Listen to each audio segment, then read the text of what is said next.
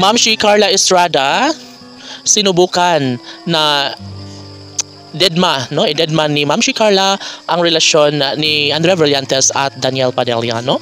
Dahil nga butong-buto si Ma'am si Carla Estrada kay Catherine Bernardo ay magagawa niya rin na hayaan, no, kung ano man ang mga magiging desisyon ni Daniel at Andrea Brillantes. Well, sa ngayon ay ang masasabi lamang ni Ma'am si Carla Estrada ay sobra umano silang nagmamahalan at nararamdaman ni Ma'am si Carla Estrada na wala rin namang patutunguhan ng lahat dahil parang isang pag-ibig lamang na panandalian ang meron sila ngayon ni Andrea Brillantes at Daniel Padilla.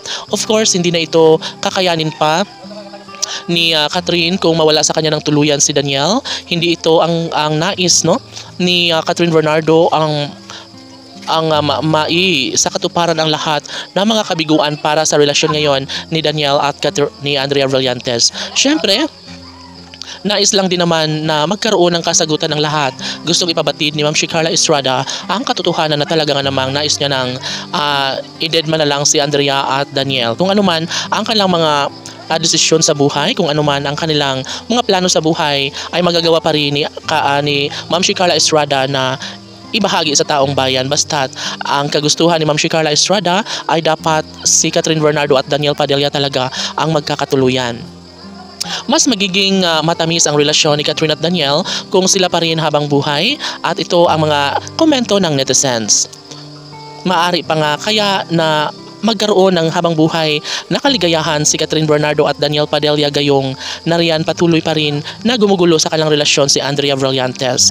No, syempre lahat naman ay nangangarap na maisaayos ang lahat. Siguro nga ay panahon lamang ang talagang nagbigay, no, nagdesisyon, kapalaran pa rin ang masusunod kung ano man ang magiging kahihinatnan sa kanilang relasyon. Basta't patuloy pa rin na naniniwala ang lahat na magkaroon ng malaking posibilidad na maisakatuparan ang kanilang pagkakatuluyan, ay maaari pa rin na magbunga ang lahat at mabuo ang pangarap na pamilya ni Catherine at Daniel. Noon pa man ay isaalang-alang na ng taong bayan ang isang malaking pagkakataon na isiwalat sa taong bayan. Mas gustong-gusto ni Catherine at Daniel na magkaroon ng malaking pagbabago para magiging excited na muli ang kanilang relasyon tungo sa pagkakamabutihan. Si Andrea Brillantes ay isang pagsubok lamang na talaga nga namang pumapasok sa kanilang relasyon na hindi inaasahan ni Ma'am si Carla Estrada. Palagay ni Ma'am si Carla Estrada ay isa lamang itong problemang kinakaharap ngayon ni Catherine at Daniel, na posible rin naman na sa madaling panahon ay magkaroon din ng solusyon. Nahihiwalayan rin si Andrea Brillantes ni Daniel Padilla at kalaunan ay magbalik muli ang matamis na pagmamahalan ni Catherine Bernardo at Daniel Padilla. Laban!